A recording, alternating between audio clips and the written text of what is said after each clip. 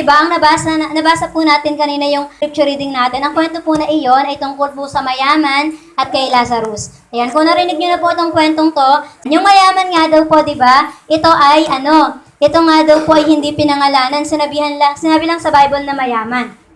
Pero itong si Lazarus na mahirap, o tinatawag nga daw pong pulube, sabi diyan, pinangalanan siyang Lazarus. Ngayon, alam niyo po ba ang topic natin? Ito nga pong don't wait before it's too late. Na kung saan wag daw po nating antayin na bago pa mahuli ang lahat. Alam niyo po sa mga pagkakataon na meron pong mga time sa buhay natin na kung saan sinashare na tayo ng Word of God, bata pa lang tayo, pwedeng high school ka pa lang, tinatawag ka na ng Panginoon, pwedeng nung nag-college ka na, nag-graduate ka na, nag-asawa ka na, at kahit ngayong mga kapitbahay mo, parang paulit-ulit na sinasabing, uy, simba ka na, uy, punta ka sa church, uy, makinig ka sa Panginoon, tanggapin mo na si Lord. Kasi alam niyo po ba, may mga pagkakataon sa buhay natin na hindi natin masasabi na yung regret, o yung sasabi nga pong yung pagsisisi, nasa huli. Di ba po? Lagi po natin nasabi yun na parang sayang pala kung kumari po sa mga nanay, di ba, o sa mga magulang na hindi nakapag-aral.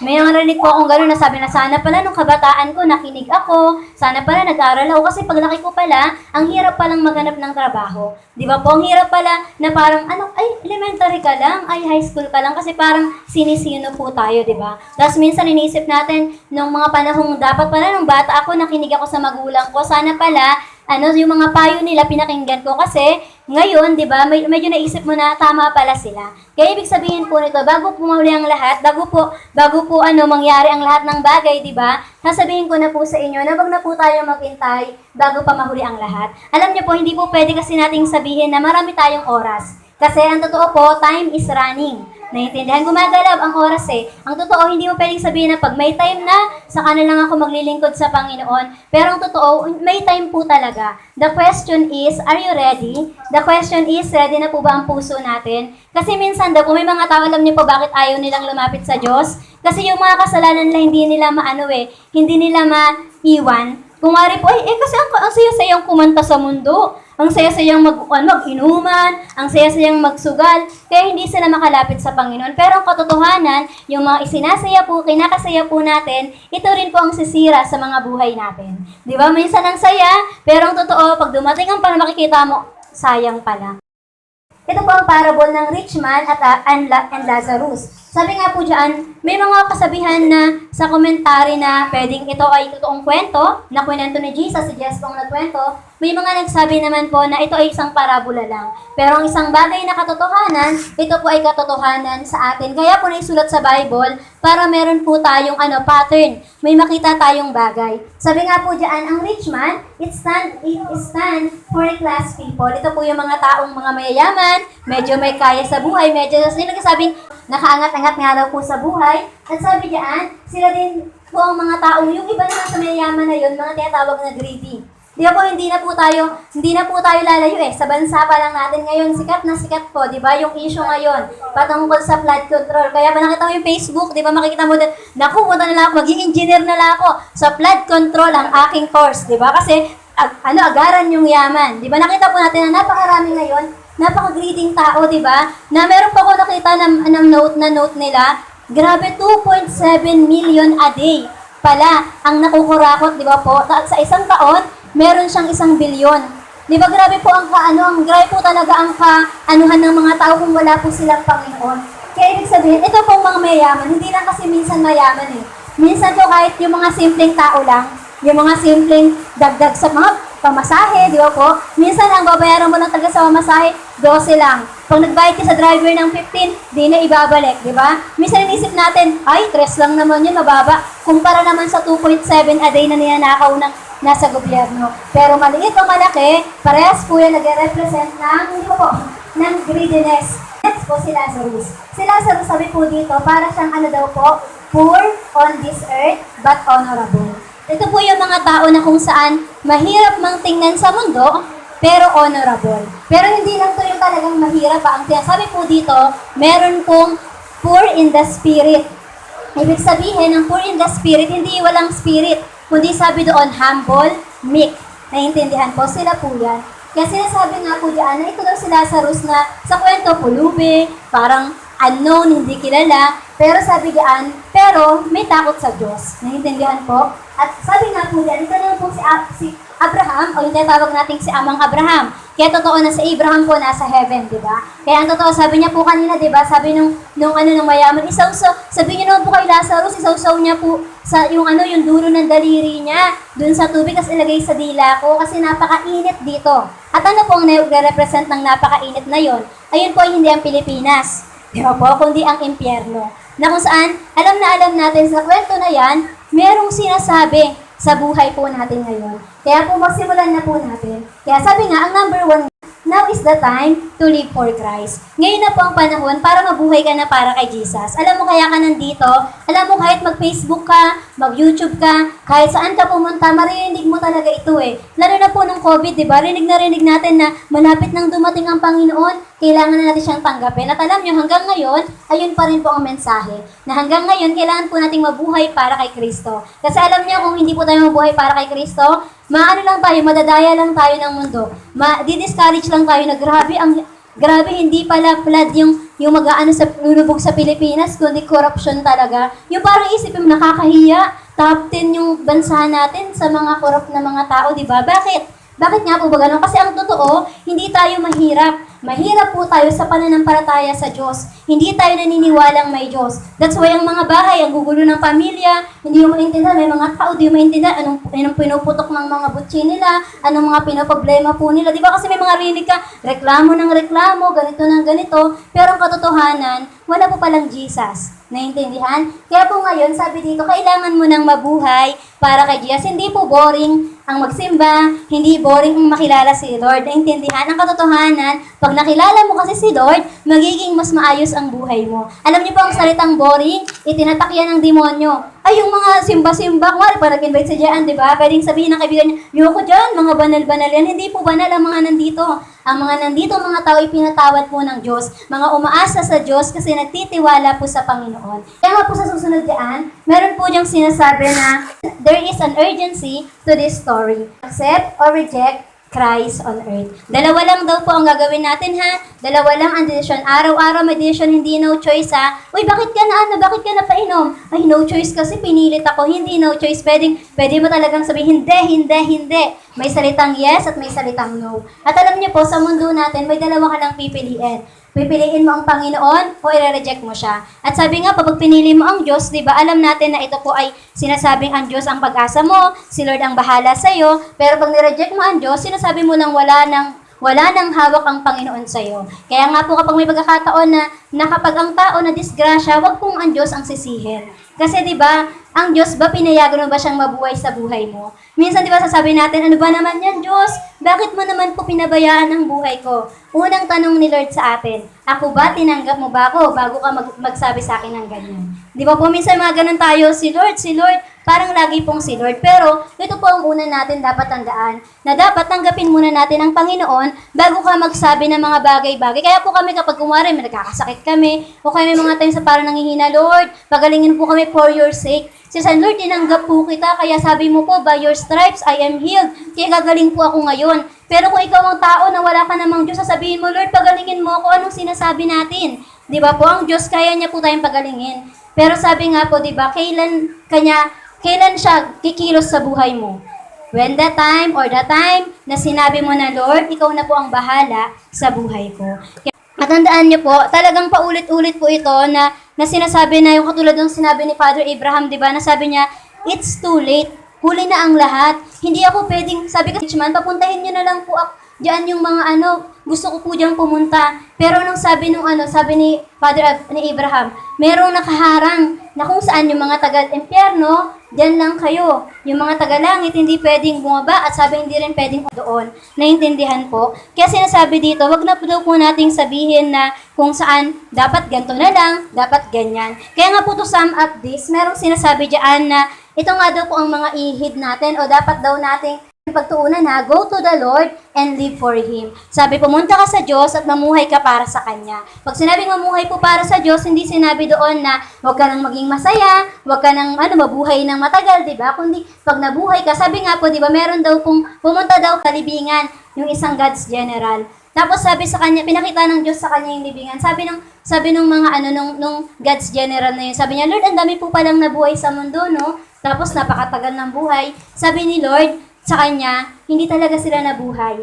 Kasi ang totoo, dahil di nila tinanggap ang Diyos, hindi talaga sila nabuhay. Kaya ibig sabihin kayo po, kailan po ang spiritual birthday nyo? Ako po nito, sa next month, sa September na, tinanggap ko po si Lord na aking bilang Diyos at tagapagligtas noong September 27. Kaya ako po ay 20 years old na sa Panginoon sa September 27. Ibig sabihin, di ba, yung mga buhay ko pala nung last, hindi pa pala yun talaga. Yung mga 15 na buhay ko, hindi pa pala talaga yun. Kasi ang totoong buhay ay nagsisimula kung nakilala mo na ang Panginoon. Kasi pagdating mo ng langit, ang tatanungin sa'yo, hindi kung maganda ka ba, hindi kung matalino ka ba. Ang tatanungin sa langit, kailan mo tinanggap ang Panginoon. At pag lahat po tayo mapaisip, kailan ba yun? Dagot tayo dyan. Kasi ibig sabihin, ang sagot ay X yun, hindi ka pasok sa langit. Kaya sabi po dito, now is the time to set your life right. Ngayon na ang panahon para ayusin na natin ang mga buhay natin. May prayer kayo na si Ate Mary, di ba? O si Sister Mary. Sabi niya, di ba, na Lord, patawarin mo po kami sa mga pagkakataon na hindi namin ibinibigay sa iyo yung burden namin. May mga time po kasi, di ba, may mga problema tayo, opo. Pero ang nangyayari, nagiging mas malaki yung problema. Kaya minsan, pag yung problema lumaki, nawawala na sila sa Panginoon. Pag yung problema na masyadong malaki para sa kanila, feeling nila ang liit ng Panginoon. Pero ngayon, di ba, i-set na natin ng tama yung mga buhay po natin, na kung saan ano yung tama para sa Panginoon, yung mamuhay ng may katuwiran, mamuhay ng may takot sa Diyos. Isa pa po yun, di ba, kung wala talagang takot sa Diyos ang tao, lahat talaga ng mga krimen, kaya mong magawa. Kahit ang pinakamabait na tao po dito, kung wala kang Diyos, masasabi mo, ay, hindi ko po sinasadya. Di ba may mga ganun po kasi yung biglang hinampas sa kotse yung asawang babae. Sabi ba naman niya, nagdilim lang paningin ko, hindi ko sinasadya. Hindi naman po yun ganun, di ba? Hindi yung pwedeng mangyari. Ang totoo, dahil yun sa demonyo, di ba, na gustong sirain ang buhay po natin. At ngayon po, sabi diyan, pangalawa, now is the time to get your house in order. Sa bahay po natin, di ba, iniisip natin, paano ba ako makaka-escape sa bahay na to? Paano ba ako makaka-escape sa mga kapatid na to, mga pamilya na to, kapitbahay na ito? Di ba, sabi doon, magsimula po sa bahay natin. Ibig sabihin ng pagkasabing, your house in order, sabi po kasi ng Panginoon, babalik siya sa isang tahanan na kung saan bukas para sa Kanya. Babalik siya sa isang tahanan na maayos nga po, di ba? Sino dito gusto po ang kalat ng bahay? Di ba wala naman pong may gusto? Yung hugasin mo, maapaw na dyan, yung labahan mo, gabundok na, di ba? Gusto niyo po ba yun? Di ba ayaw natin yun? At alam niyo daw po, makikita nga daw po ang tao na maayos siya according sa itsura ng bahay. Minsan nga po sa estudyante, according sa bag, naka-organize ba yan? Ito ba lagayan ng pencil, ng mga ballpen yan? Ito ba mga notebook? O lahat bara-bara, pasok lang ng pasok sa bag. Di ba po? Kaya ngayon po, ganun din sa atin. Ano ang unti-unting aayusin ni Lord? Ay, aalisin ni Lord sa atin yung, ay, ito pala, hindi pala gusto ni Lord yung medyo masama, yung hindi lang medyo, kundi yung masama akong ugali, tatanggalin pala yan. Ay, ito palang mga mali kong ginagawa, tatanggalin. Ayun po yung pag-iset ng buhay natin in order. At pangatlo, sabi diyan, now is the time to start serving Christ. Ngayon na po ang panahon para maglingkod ka na sa Diyos. Paano po ang paglilingkod? Kailangan ba magpastor po ba? Hindi. Ang paglilingkod po, di ba, yung ginagawa po nating pag-attend sa gawain, makiisa sa mga gusto mong tumugtog, kumanta, di ba? Gusto mong maglinis, o kaya, sabi nga po lahat, lumabas dyan, mag-outreach, o mag-serve sa mga tao, pwede po natin yan gawin para sa Panginoon. Kaya ito po ang mga panahon na dapat ito daw po ang ginagawa natin. Kaysa busy kang magpayaman, busy kang intindihin sarili mong buhay, busy kang intindihin sarili mong pamilya, intindihin mo daw po ang iba. Minsan yung sa kanta kanina, di ba? J-O-Y, J-O-Y, Jesus surely mean, di ba? Ibig sabihin talagang si Jesus dapat ang nandoon sa atin. At sabi doon, others second and yourself last. Na ibig sabihin, every time daw pala inuuna natin yung iba, nakikita mo, umaayos din ang buhay mo. Every time pala na inuna mo muna si Lord, nakita mo, inuna mo ang iba, yung buhay mo, umaayos, sumasagana ang kapaligiran. Kaya nga po sabi dito, take note, do not be complacent about the things of Christ. Tandaan natin na hindi po pwedeng baliwalain lang. Marami po kasi nung panahon nga po namin, kasi share kami ng Word of God, yung dinadaan-daanan lang po kami. May one time nga po na nag-share ako sa MNHS, na meron po doon sa isang classroom, talaga naman ang lalala ng mga malala yung mga estudyante, talagang hindi na po nakikinig. Nung dumating yung teacher nila, lahat sila tahimik Tapos after, nakinig na nga po. Pero grabe, di ba, parang naisip po kasi nila pag Bible, ano lang yan? kahit umahag intindihin. Siguro yung church, kahit minsan-minsan lang po yan, hindi masyadong mahalaga. Pero wag daw po natin ganun, wag daw pong ganun yung tingin natin. Wag kang masyadong complacent. Saan? Sa ano, huwag natin take for granted ang mga patungkol sa Panginoon. Pangalawa, do not buy into the world's wisdom that being a Christian is optional. And if you find a meaning in being a Christian, it is good for you. Hindi po optional yon na kung saan, lahat po tayo, di ba? Kaya nga po sa bansa natin, merong karapatan na pumili ng relihiyon. Pero ito po, hindi po about religion ang tinuturo ko. Ito po, hindi ko po ito sinasadya sa inyo, optional lang. Sinasabi ko po talaga sa inyo, tanggapin nyo po ang Panginoon. It is my command, di ba? Hindi ko po talaga to command, tutuusin. Sabi po yun ng Panginoon, di ba? Sabi po ng Diyos yun. Pero ngayon, sinasabi ko na rin po sa inyo na tanggapin po natin si Lord. Na kung saan hindi po optional na, gusto mo ba o ayaw mo? Kasi hindi naman po tayo mag-ipirmahan. O sige, ikaw, Tita Celine born again Christian ka, pirmahan mo itong certificate na hawak ko, hindi po ganun.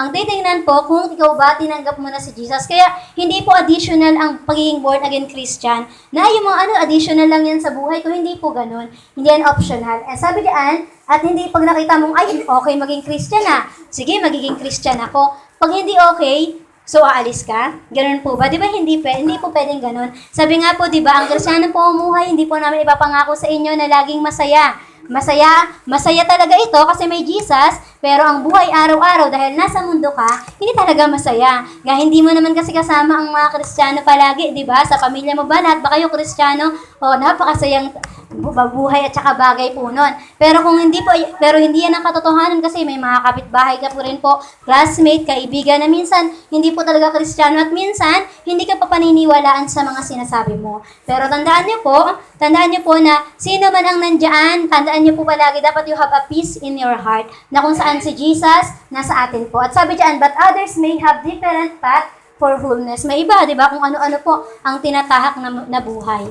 At sunod po, sabi diyan, yes, people choose, but that is different from thinking everyone is right. Pwede kang pumili, pero magkaiba po yun na sa pag-isip na siya ang lahat yan tama. Ay, ito ang tama. Hindi po ganon. Sa mundo, hindi mo pwedeng masabi lahat ba tama na? Di ba? Yung iba po may tama na, di ba? May mga churches din po tayong mga nakikita na, bakit ganon yung pangangaral nila? Bakit parang kakaiba? Parang tinamaan na ata sila, di ba? May mga ganun po. Kaya ibig sabihin, hindi po pwede nating isipin na lahat tama yan. Lahat pwede. Lahat, isa lang naman yung Diyos na yan. Sabi Buddha daw po, isa lang ang Diyos. Buddha, yung si Muhammad, isa lang yan. Hindi po yan isa. Kasi ang totoong Diyos natin talaga ay totoo at buhay po. At sunod po na pangalawa, do not take the blessings of life or the needs of others for granted. Minsan po, naiisip natin, di ba, na yung kapatid natin, kapamilya natin, normal na lang po natin nakikita, di ba? Minsan nga po, hindi natin nasasabing, Lord, salamat po kasi may asawa ko. Ay, may asawa ko. Ay, joke na. May asawa kayo, di ba? O kaya, Lord, salamat po kasi may anak ako, kaya may mga anak ako. Minsan, hindi na po natin sila masyadong napagpapasalamatan, di ba po? O kahit nga pag may kaibigan ka, di mo naisip na buti may kaibigan po pala tayo, di ba? Kasi minsan po, na-take natin for granted ang mga bagay na iyan. Ganon din po, hindi lang yung mga kaibigan, yung mga tao rin sa paligid natin. Katulad po ng mayaman, normal sa kanya, pagising niya, mamahalin ang damit niya. Pagising niya, kumakain siya ng masasarap, di ba? Pagising niya, normal ang buhay niya. At ganun nga din po daw minsan tayo, na minsan, tinetake for granted natin ang mga bagay-bagay. Kahit nga po ang sikat ng araw, minsan, inaano lang natin, take for granted. Hindi naman tayo mag-thank you kay Lord na salamat po Lord, kasi may araw po. Salamat po Lord, kasi may panibagong umaga. Yung mga ganun daw pong bagay. At sabi dito, sometimes, we take the blessings of life for granted because they are so common. Normal na lang na nakikita natin. Yung cellphone mo, di ba? Normal na lang yung nakikita mo, pero pag nawala yan, tingnan mo, kaya,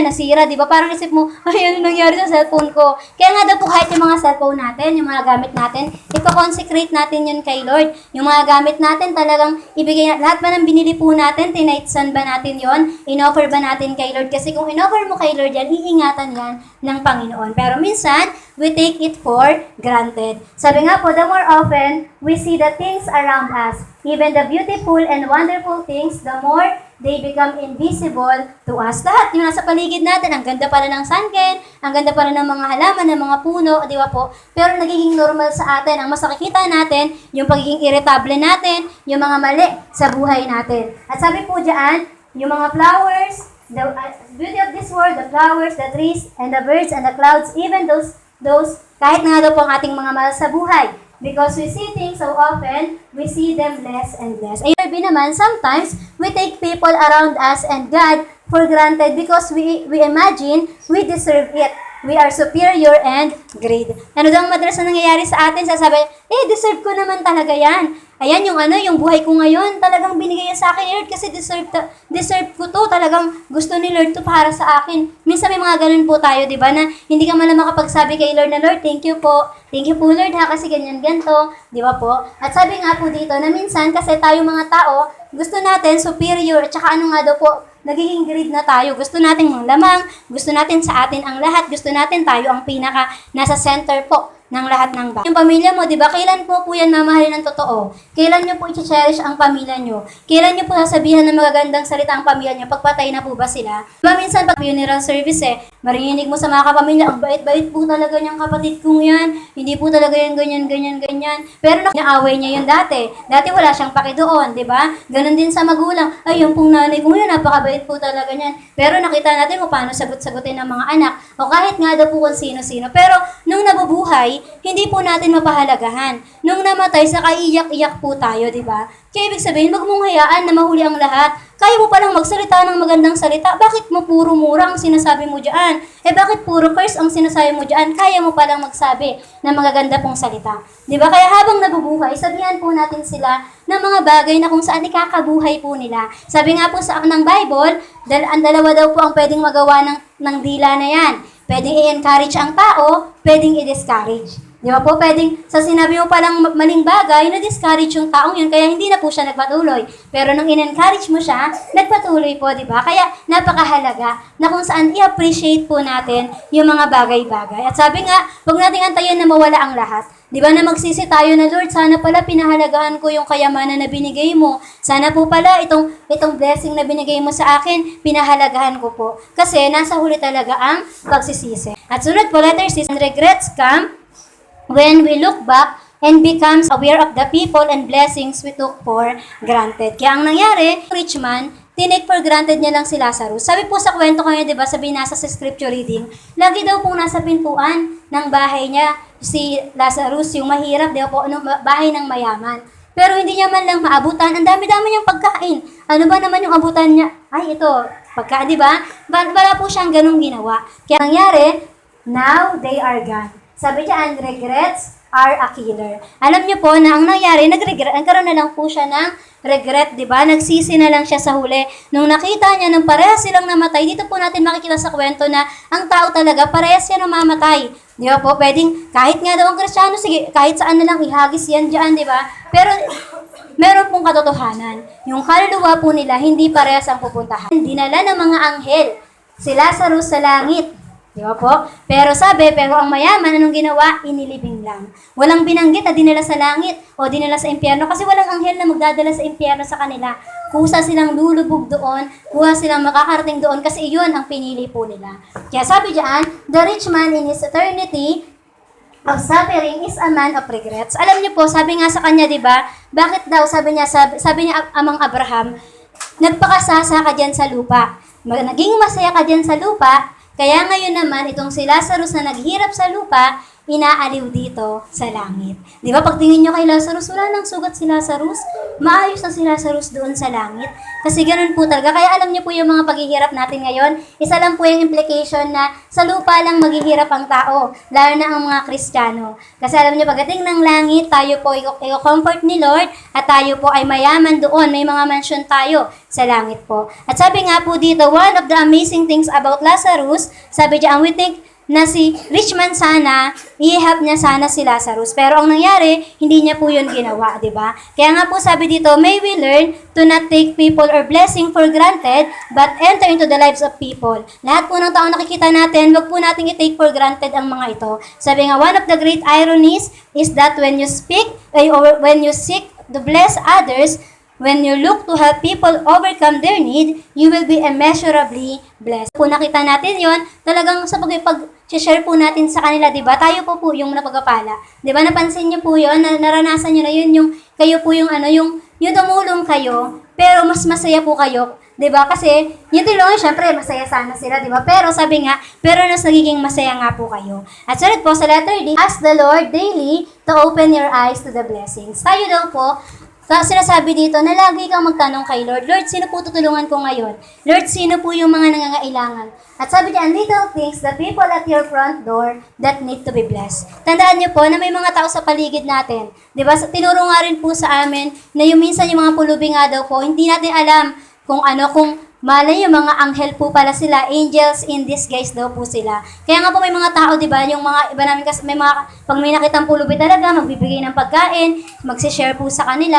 Kasi nasa isip mo na po, di ba, o nasa isip na natin na bahala na kung anong gagawin niya doon basta nagbigay ka. Tapos para po safe, bigay mo talaga pagkain kasi kung nag-aalala ka ba, kasi pang rugby lang, di ba? Kasi may mga nakasakay po kami sa jeep noon na sabi, wag na kayong magbigay sa mga paganyan ha, kasi pinapang sugal lang naman nila yan, pinapang kung ano-ano lang, pinapang gawa lang sa mga addiction po nila. Kaya kung gusto niyo pong mag-share sa kanila, di ba, nakita mo gugutom, pengi po ang pera, pang pagkain, di bigyan pa, sabi yung pagkain, sige ito pagkain, di ba, ganun yung bigyan biscuit, sama mo sa karinderya, di ba, o kaya sa bakery, di ba, para makakain nga po. At sabi po dito, hindi natin alam kung ano po ang tulong na iyon na magagawa sa mga tao na bibigyan daw po natin, o ilalanda natin ng mga kamay. At sabi nga po, sinishare natin o tumutulong tayo sa mga tao. Kasi sabi nga po ng Bible, it is more blessed to give than to receive. Kaya ang mga nagbibigay, sila pang pinagpapala mas lalo pang pinagpapala. Pero ang mga humihigpit, di ba, ng hawak, lalong nawawala. Para nga daw pong sand yun, di ba?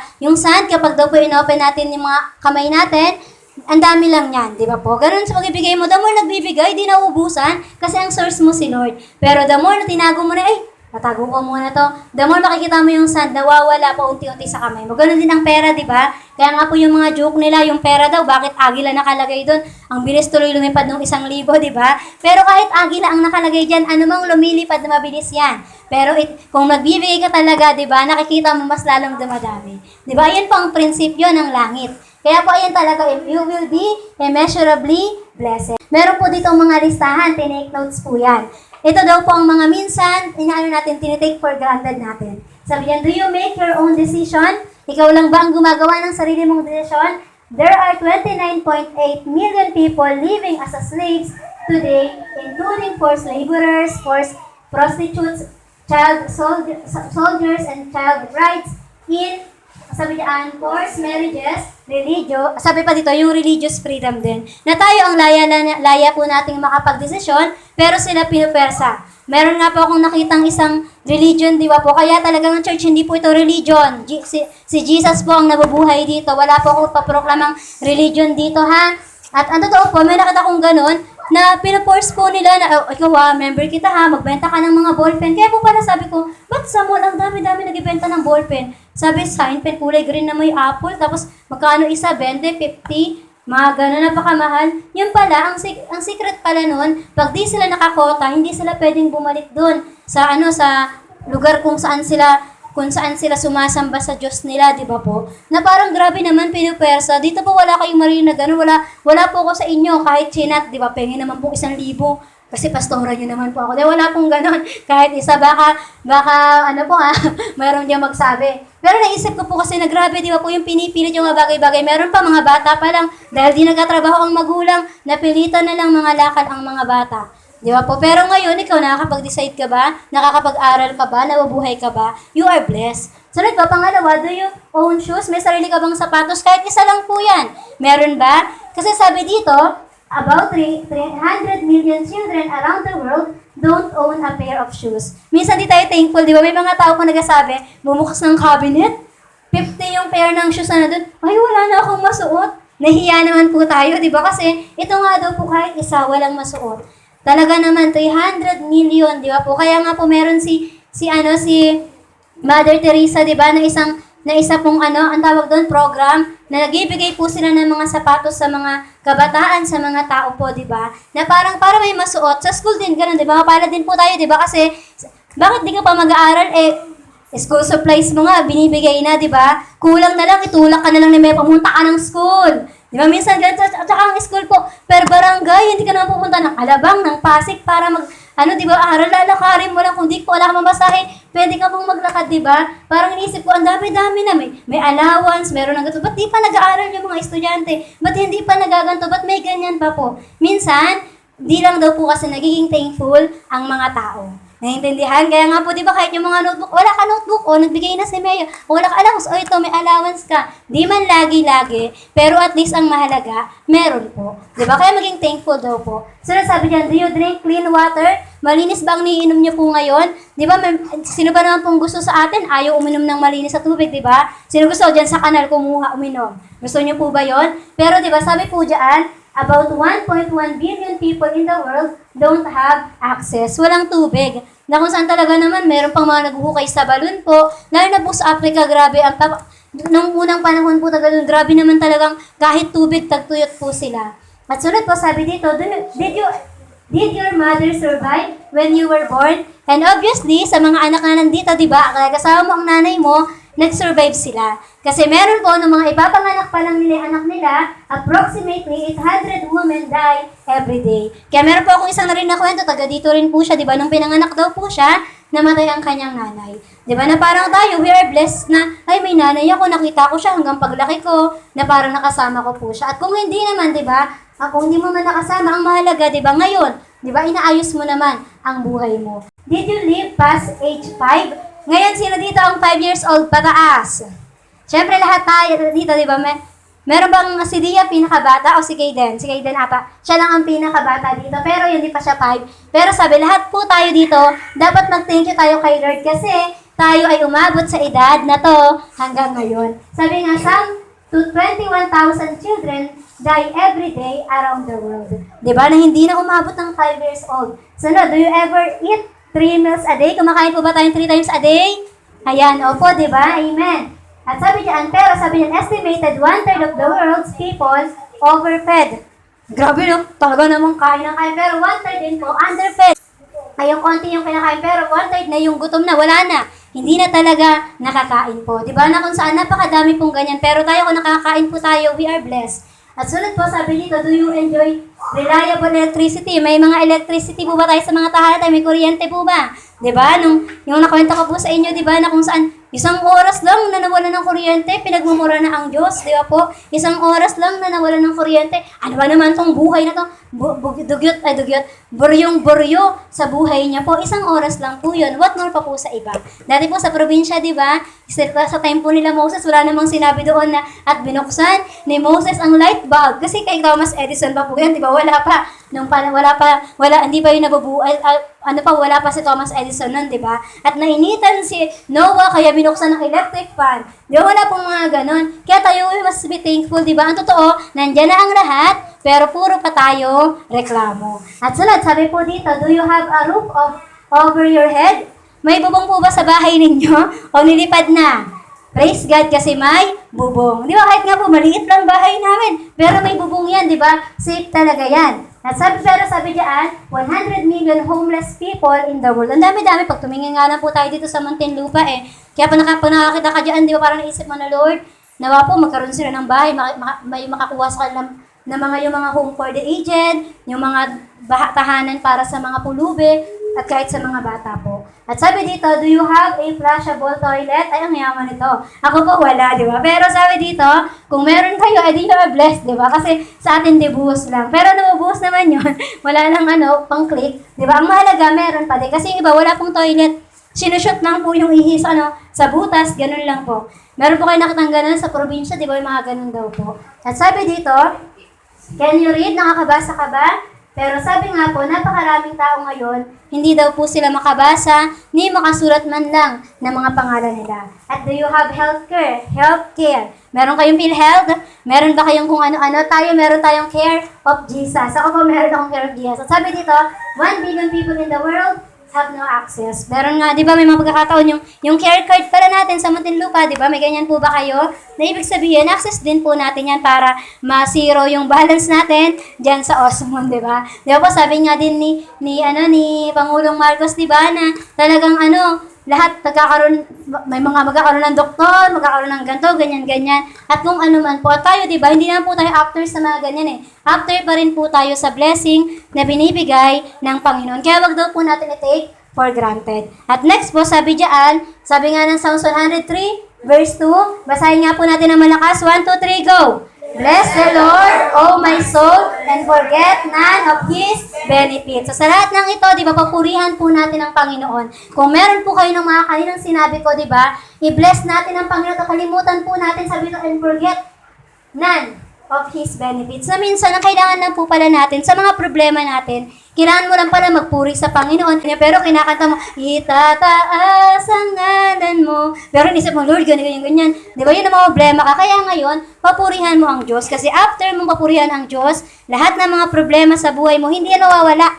Hindi po magic yan mawawala, kundi sabi doon, magiging maayos yung puso mo. Na kung saan, alam mo na i-handle, ay, ganyan naman talaga. May utang naman talaga ako sa kapitbahay ko. Talagang may utang naman ako kay Aling Bebang, di ba? O ganyan. Pero pagka uwi mo, di ba? Ay, Lord, alam kong tutulungan niyo po ako sa mga bagay na iyon. Yung kaysa naman yung painisip mo, na problema ka na doble pa, di ba? Sumakit na ulo mo, wala ka namang pera, di ba? Yung mga ganun po. Kaya wag pong maging ganun tayong mga tao.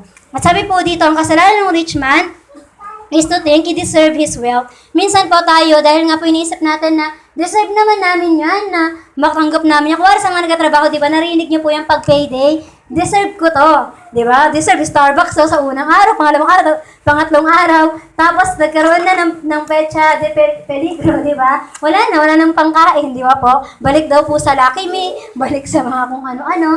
Pero minsan naisip natin, deserve ko naman po to, Lord. Pinaghirapan ko to. Ganun po ba kayo pag nagkapera? Ay, nagkapera, ano gagawin ko ngayon? Dami-dami na to. Lahat tayo mag-Starbucks, di ba? Ganun po ba? O talagang itong unang pera, yung pera ko, una dyan ang bawas, yung tithes ko, para kay Lord muna. Tapos, hindi po talaga natin basta-basta dapat isipin na deserve natin yung mga bagay na yon, kundi ito ay blessing ng Panginoon, kaya ayusin mo kung paano mo gamitin o gastusin. Sabi dyan, while he lived, he took for granted the needs of the poor man at his gate. At hindi niya po napansin na meron palang Lazarus sa pintuan niya. Sabi nga po dyan, the sin of the rich man is not his wealth. Hindi po kasalanan na maging mayaman, ha? Kaya hindi po natin pwedeng sabihin yung mga mayayaman na kaya lang naman yumaman yan siguro dahil sa korupsyon. May mga mayayaman pong tapat, di ba po? May mga mayaman talaga na talagang pinaghirapan nila yung mga yaman nila. Kaya, totoo po, kahit nga po sa mga CCF na church, sa mga GCF po, mga BCF, di ba, mayayaman po ang mga tao doon. Pero ang mga tao po doon, yung totoong naniniwala sa Diyos, sila pa, yung mga naglilingkod ng totoo po, tas it is living for himself. Pero alam niyo po ang kasalanan, nabuhay siya para sa sarili niya, naging sakim siya. Mayaman pala, di sana pinamigay yung mga pera, di ba po? Parang kung wari sa atin sa church, iniisip natin, kung may rami lang kaming ganyan, di ba? Di pambibili namin grocery yan, pamimigay namin sa mga lahat ng taong mga nangangailangan sa paligid. Kasi hindi mo naman madadala sa langit ang yaman mo. Lagi po yung sinasabi, di ba? Sinasabi yung lagi yung sinasabi yung kasi mahirap lang itong mga to. Totoo po kasi talaga yun. Hindi dahil mahirap ka lang. Kahit yung mayaman, totoong mayaman na kay Lord, alam po nila. Kaya nga po sila Colgate, di ba? Anong ginawa? 90%? Na binibigay kay Lord, 10% lang sa kanya. Ang galing po, di ba? Kung meron siyang 1,900,000 kay Lord, 100,000 lang sa kanya. At para sa kanya, napakalaki na ng 100,000 para sa isang araw na kita, para sa isang buwan na kita, ilang pagkain na ang makakain niya daw doon. Di ba po? Kaya ganun yun. At sunod po, sabi dito, Lazarus naman po, when you know God, your life is changed to see others as the Lord sees them. Alam niyo po, kapag nandiyan na si Lord sa buhay niyo, malalaman mo na kung paano tumingin si Lord sa kanila. Kaya nga po, di ba, may mga prayer, dapat tayo, kung totoo na tayong Kristiyano na, Lord, yung mata niyo po, ilagay niyo po sa akin. Para kung ano po yung nakikita niyo po sa amin, ganoon din nakita ko sa katabi ko. Hindi yung puro negative nakikita mo. Dahil nakikita ng Diyos, puro positive din nakikita mo diyan. Puro magagandang bagay. No longer do you take blessings for granted, but you become appreciative, accepting of others. Di ba? Nangyayari sa iyo, na-accept mo, na-appreciate mo lahat ng meron. Ano yung mga blessing? Ay, praise God, sumahod na ako. Ay, praise God, may trabaho ako. Ay, praise God, may pagkain kami. Ay, praise God, kasi may buhay. Di ba? May buhay ako araw-araw. At sabi diyan, itong book ng Luke, tinuturo sa atin kung paano daw, to serve God is by serving others. Paano daw maglingkod sa Diyos? Mag-serve ka sa iba. Kasi hindi tinuturo ng Bible na maging makasarili ka. Kundi sabi doon, kalimutan ang sarili mo, at sabi doon, hayaan mo maglingkod ka sa iba, pero ang Diyos ang bahala sa iyo. The way to enter the kingdom of the work of God is to bless others. Kaya ang totoong Kristiyano, di ba, nag-bless po ba tayo sa iba? May mga pagkakataon ba na, ako thankful po ako sa mga taong yung nakasabay mong sa tricycle, sinabahan ka ng pamasahe, inaabutan ka ng mga pagkain, di ba? Laging iyatas ko yung kay Lord na, Lord, pagpalain niyo po siya, ganyan-ganyan. Maging ganun daw po tayo, maging tayo, parang minsan inisip natin, akin na lang kasi to eh.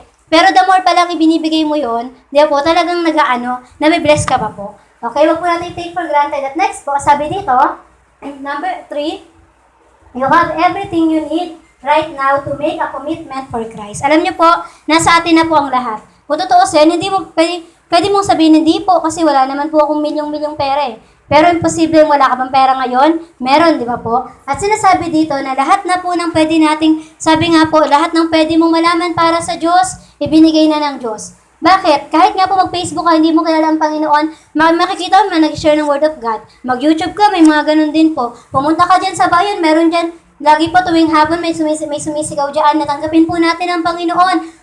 Maganyan na po tayo, parang humingi tayo ng tawad sa Panginoon, magsisi na po, di ba? Ang dami-dami na ibig sabihin marinig. Kahit yung Bible, di ba, free na ibinibigay kahit ng mga generika, di ba? Sa mga school nyo, di ba, pag Holy Bible Day, sobrang libre na lang, di ba, binibigay yung mga Bible. Kaya ibig sabihin, we have everything we need right now to make a commitment for Christ. Na kung saan, kailangan na nating tanggapin ang Panginoon. Sabi po dito, how many people put conditions on God before they commit? Minsan, lagi iniisip na, Lord, siguro, katulad po itong lalaki to, sabi niya, Lord, kapag po ibibigay ko lang po ang buhay ko sa iyo, kapag okay na ang buhay ko, kapag naintindihan ko na, ano ba itong mga suffering na yan? Ano ba yung mga paghihirap na yan, mga injustices? Pag lahat yan na-resolve, saka ko lang ibibigay ang buhay ko sa iyo. Minsan, ganun daw po tayo, di ba? Na Lord, siguro kapag okay na ang pamilya ko, kapag may bahay na ako, saka na lang po ako maglilingkod sa iyo. Siguro, Lord, kapag ganito, saka na lang ako magsisimba. Bakit dito ba sa church may hinihingi po ba dito at kailangan nating saka na lang? Di ba po, minsan ganun po tayo, na puro tayo saka na. O kaya next time na lang po, kapag kailangan ko na. Minsan po, ang sinasabi natin, kapag kailangan natin ang Diyos. Pero ang totoo, kailangan mo talaga ang Diyos. Wala kang choice kundi kailanganin ng Panginoon kasi kung hindi mo siya tatanggapin sa iyong buhay, kawawa naman ang buhay mo. Di ba po? At sabi po, pakinext na nga po, sabi niya, and the rich man says to the father Abraham, at least make Lazarus alive again on earth, and then my brothers will repent. Alam niyo po, sabi niya dito na kung hindi na lang po niya maisawsaw yung daliri niya, alalahanin niyo po yung mga kapatid ko, meron po kong 5 kapatid doon sa lupa. Ang gawin na lang po ay buhayin nyo na lang po si Lazarus. Kasi alam niya, nasa impyerno siya, hindi naman po siya pakikinggan, papansinin doon.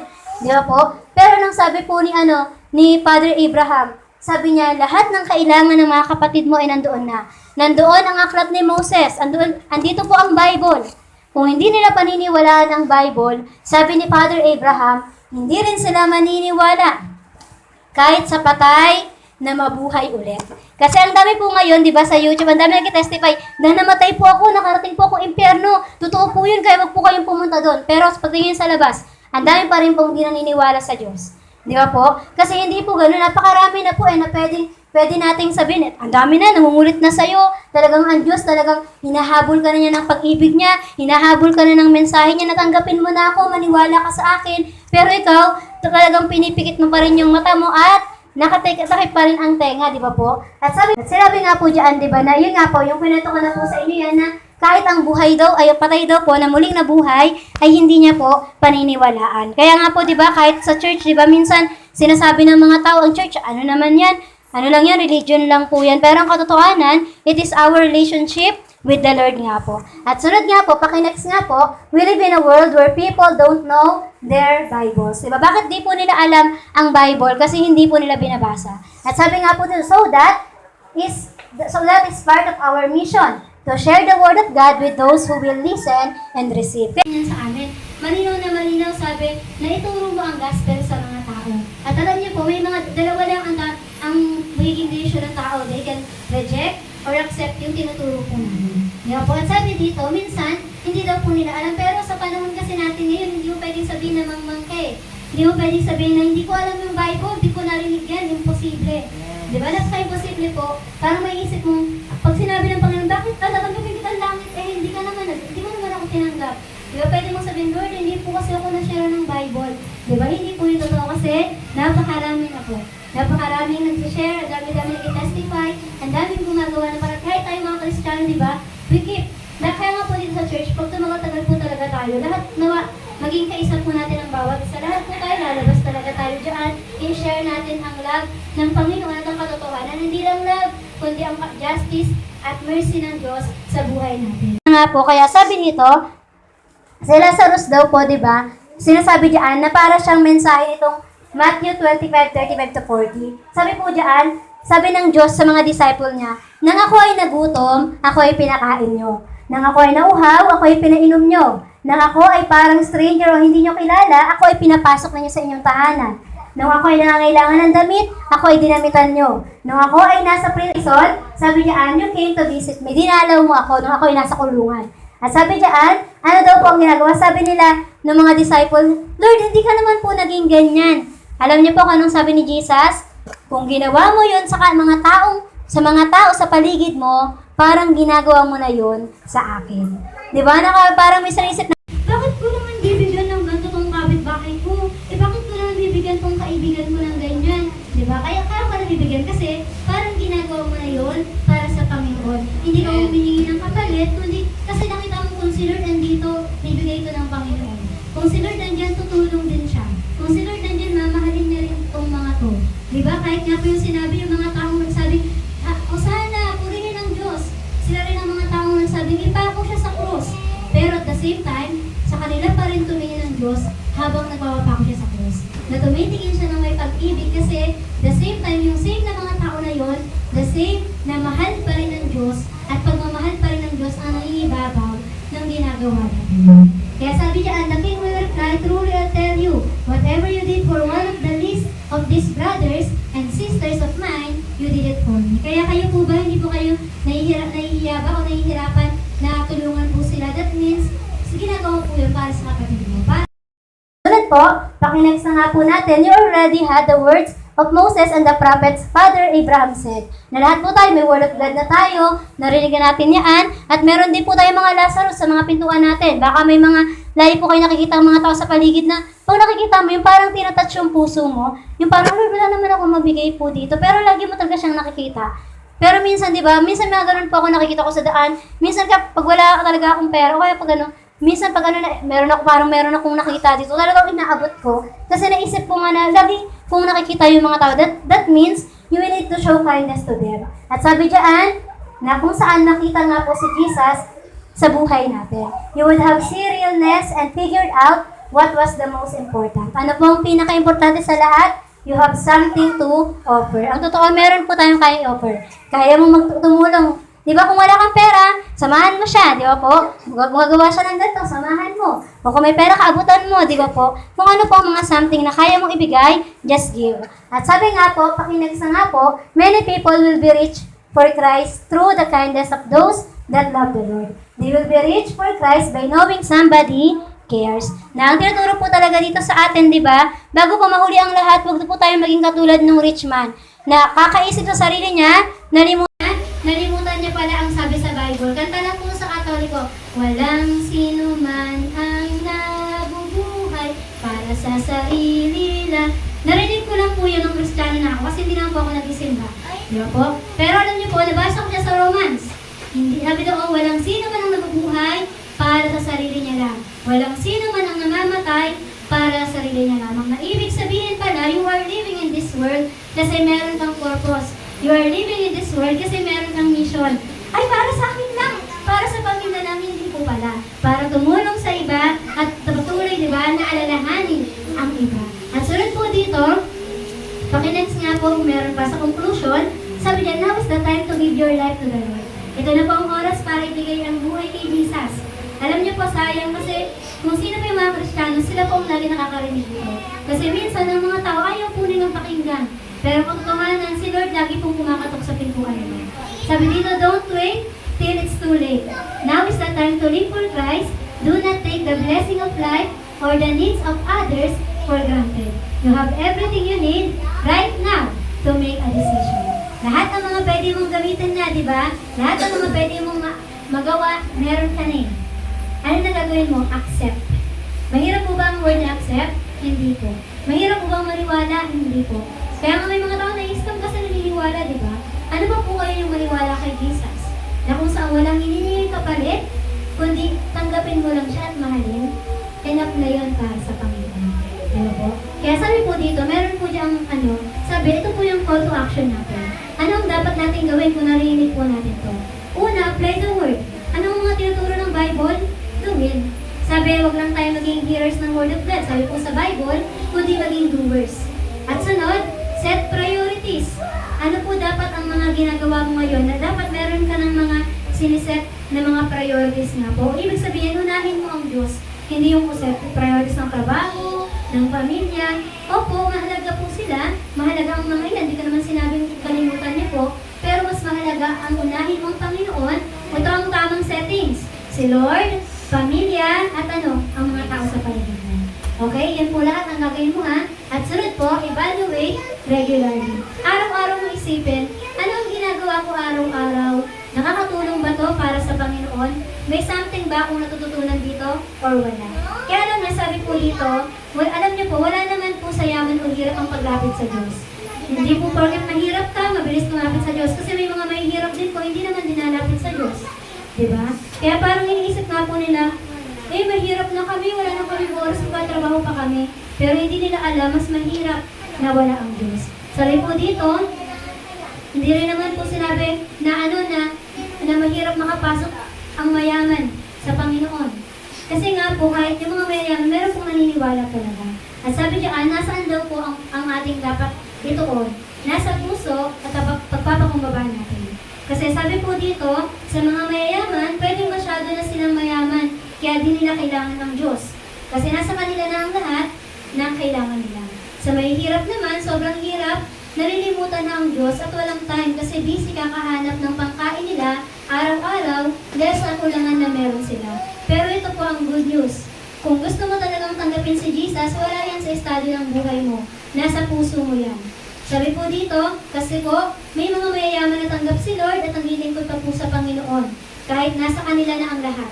Ang isang example ko nga po dyan, yung CCF nga po, di ba? Malaki po yung church doon. Pero alam niyo po ba doon, merong one time nag-preach po si Pastor Bong, sabi niya, bakit nyo, meron po kasi sa parking, yung mag-parking, mag-aaway sila. Ano naman yan? Minsan daw po, Christian na pero nag-aaway-aaway pa sa parking. Tapos sabi ni Pastor Bong, may mag-aano na parang usher, tapos susungitan daw ng mga nag-aaway-aaway, pero hindi nila alam yung mga yung engineer pala, di ba, mga seaman, mga matataas lawyer, mga doktor, matataas yung trabaho at sabi niya, yung mga sinusungitan niyong yun, kaya nga bilhin yung kotse niyo. Pero nagpakumbaba sila at nakangiting naglilingkod sa inyo.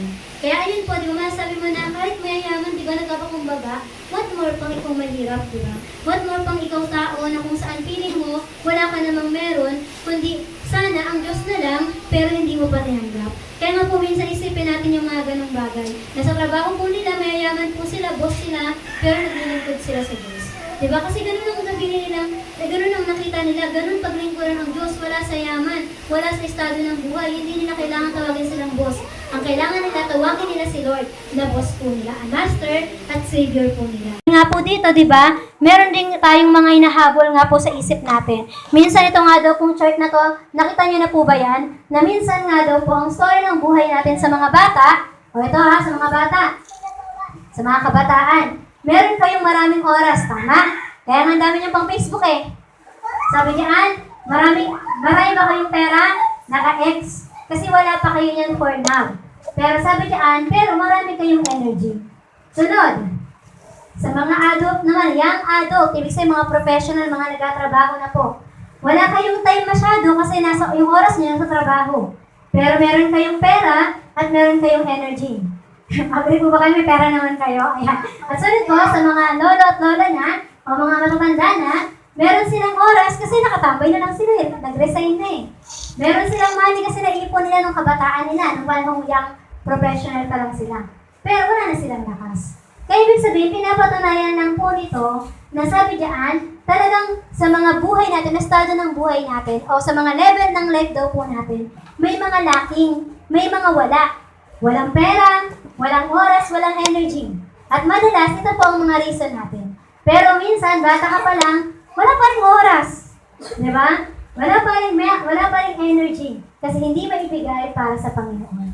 Lahat ng yan, di minsan isipin mo ito lang. Pero kahit yung mga bata ngayon, hindi na walang pera. Alam niyo po ba kung bakit? Kasi naman may mga alam ko sa kakita mo, nasa McDo, nasa mall, di ba? Namamasyal. Meron pang skincare, kawawa. Yung mga nagtatrabaho, di ba? Kung kailan nagtrabaho, saka na nagano'n sila. Ano pala, ay, allowance ko, pambili kong skincare. Meron rin kasi akong gano'n na estudyante. Kaya ibig sabihin, may pera na po sila. Pero ngayon, tandaan niyo po, see then, that you walk circumspectly, not as fools, but as wise, redeeming the time, because the days are evil. Alam niyo po, napakahalaga ng oras. Sabi nga, because the days are evil. Alam niyo po, ang oras ay hindi na po yan, para po yung kandila. Once nasindihan mo na, tuloy-tuloy na yan. At sabi doon, kung mamatay man ang kandila na yon, that means patay ka na din.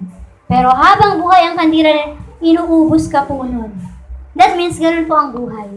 Na inuubos tayo ng cares ng mundo, ng kung ano-ano, pero nasaan? Nasa pagtanggap mo, nasa pagkilos mo, kung paano po natin yun isa sa pamuhay. Paano tayo mabuhay sa mundo to?